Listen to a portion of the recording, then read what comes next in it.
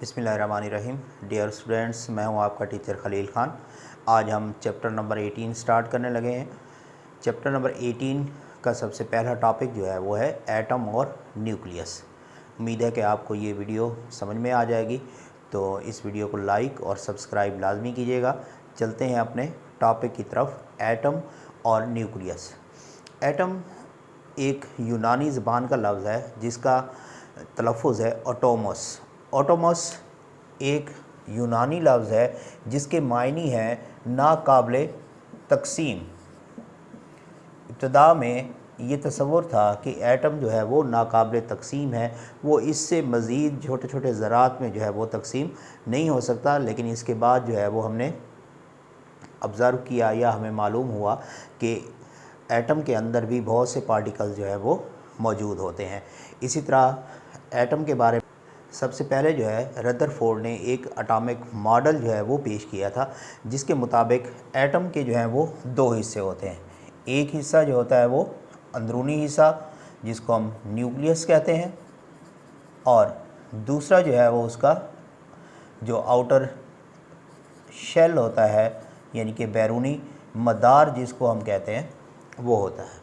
अब बेसिकली इसके दो पार्ट्स, एक अंदरूनी हिस्सा जिसको हम न्यूक्लियस कहते हैं और एक बैरूनी हिस्सा जिसको हम शेल या मदार कहते हैं।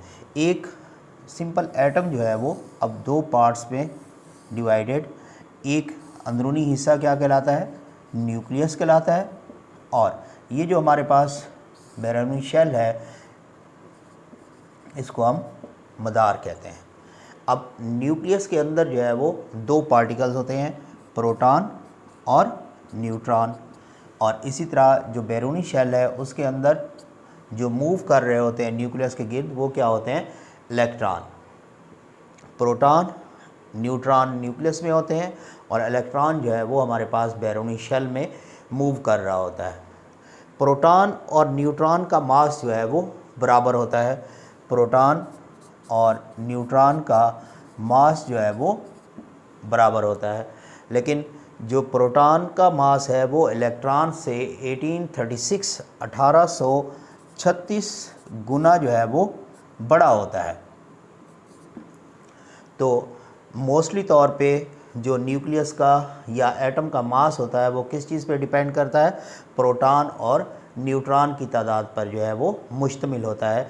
इन दोनों की जो मास होता है हमारे पास वो टोटल न्यूक्लियस के या टोटल एटम के मास के तकरीबन बराबर होता है, क्योंकि इलेक्ट्रॉन का मास जो है वो इनसे बहुत कम होता है।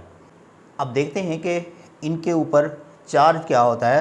प्रोटॉन के ऊपर जो है वो पॉजिटिव चार्ज होता है, न्यूट्रॉन के ऊपर कोई चार्ज नहीं होता, इसको हम न्यूट्रल कहते हैं, और जो इलेक्ट्रॉन होता है उसके ऊपर नेगेटिव चार्ज होता है। एक एलिमेंट को या एक एटम को जो है वो हम अलामत के तौर पे यूँ ज़ाहिर करते हैं, और इसके नीचे जो है वो हमारे पास Z और A। अब Z क्या है और A क्या है हमारे पास। Z को हम कहते हैं एटॉमिक नंबर, और इसी तरह जो A है वो एटॉमिक मास कहलाता है। अब एटॉमिक नंबर क्या होता है और एटॉमिक मास क्या होता है। Z जो है वो एटॉमिक नंबर होता है और इसको हम कहते हैं प्रोटॉन या इलेक्ट्रॉन की तादाद को जो है वो हम एटॉमिक नंबर कहते हैं, और इलेक्ट्रॉन और प्रोटॉन की तादाद हमेशा जो है वो बराबर होती है। इसी तरह हमारे पास है एटॉमिक मास।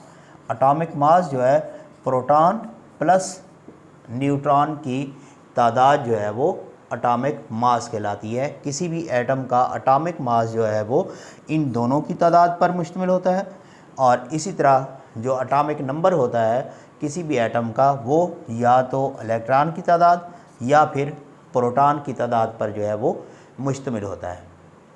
अब इसी एटॉमिक मास और एटॉमिक नंबर की बुनियाद के ऊपर तमाम एटम जो हैं वो कैटेगराइज होते हैं, यानी कि उनको हम अलग-अलग करते हैं और उनकी जो सिंबल होती है वो भी मखसूस होती है, और इसी तरह एटॉमिक नंबर और एटॉमिक मास जो है वो सेम होते हैं।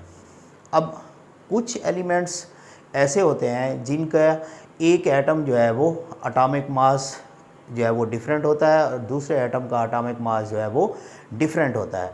तो ऐसे कुछ एलिमेंट्स हैं हमारे पास जिनके एटॉमिक मास नंबर के अंदर जो है वो डिफरेंस होता है। उसको हम डिस्कस करते हैं, उन एलिमेंट्स को किस चीज़ का नाम दिया जाता है या उनकी जो पहचान है वो किस तरीके से की जाती है। ऐसे एलिमेंट्स जिनका एटॉमिक नंबर तो सेम हो लेकिन उनका एटॉमिक मास जो हो वो डिफरेंट हो, ऐसे एलिमेंट्स को हम कहते हैं आइसोटोप्स।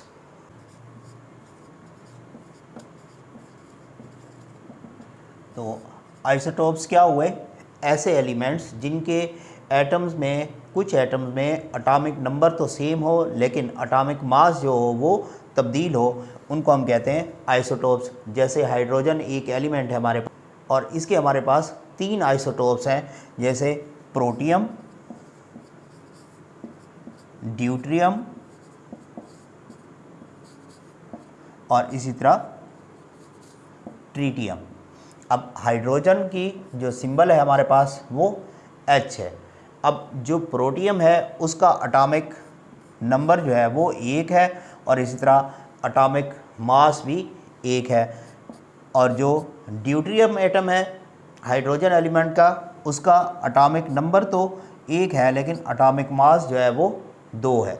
इसी तरह जो ट्रीटियम है उसका एटॉमिक नंबर 1 और एटॉमिक मास जो है वो 3 है। अब देखें, एक ही एलिमेंट है हाइड्रोजन एटम हमारे पास और उसके जो एटम्स हैं जैसे प्रोटियम, ड्यूट्रियम और ट्रीटियम, इन तीनों में जो है एटॉमिक नंबर सेम है लेकिन एटॉमिक मास जो है वो तीनों का डिफरेंट है। तो ऐसे एटम्स को हम कहते हैं आइसोटोप्स।